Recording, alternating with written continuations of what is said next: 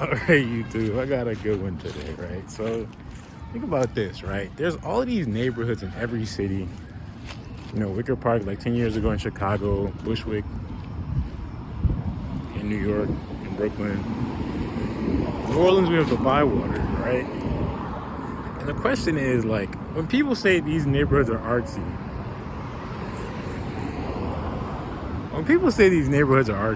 are they really just, is that just code for gay? Like, when they say that they're like hip, urbane, artsy, a lot of those people don't do art in those neighborhoods.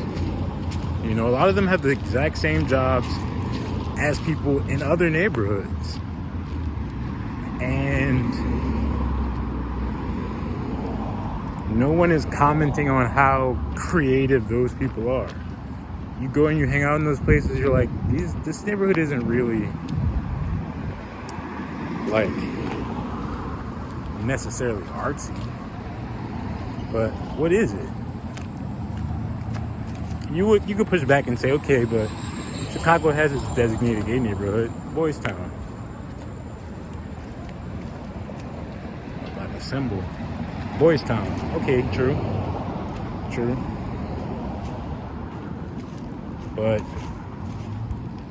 you know, I don't know.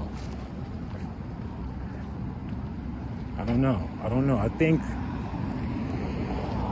so I was starting to think about it like, it's just people's way of saying, you know,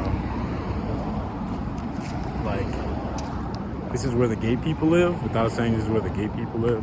Because artists live in other parts of the cities. You know what I mean? So it's not just that that's where the artists live. What other point did I have on that? You know, a lot of the things that they say, oh, this is why this neighborhood is artsy. I don't know. Oh, other neighborhoods are like integrated, so it's not the integration aspect. It's not the necessarily the careers of the people who live there aspect. But what you always do find in those neighborhoods is a lot of gay people. And I started to think, what would make, you know, people call a neighborhood, what would make people adopt that shorthand? And then I thought, in a country like America, right, founded on the Christian myth, it would be very beneficial if you're in real estate or whatever. Across. Very beneficial if you're in real estate to have a shorthand to tell other people. Because the thing is, a lot of straight Christian people don't want to live next to gay people. So that's the problem that was solved. Calling a neighborhood quote unquote artsy. Using that terminology.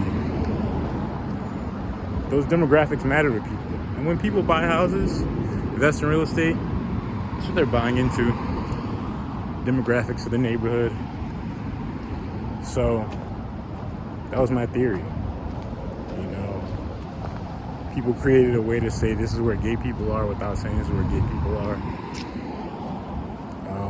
Or maybe this is where gay people are going, because now I'm thinking about the Boys Town, Chicago thing. It's like, you know, gay people are there, but wherever the new hip urban artsy part of the town is, that's where the gay people are going.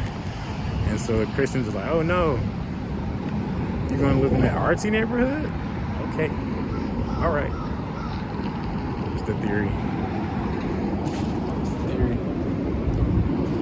But let me know what you guys think in your city. Is every hip neighborhood just a gay neighborhood?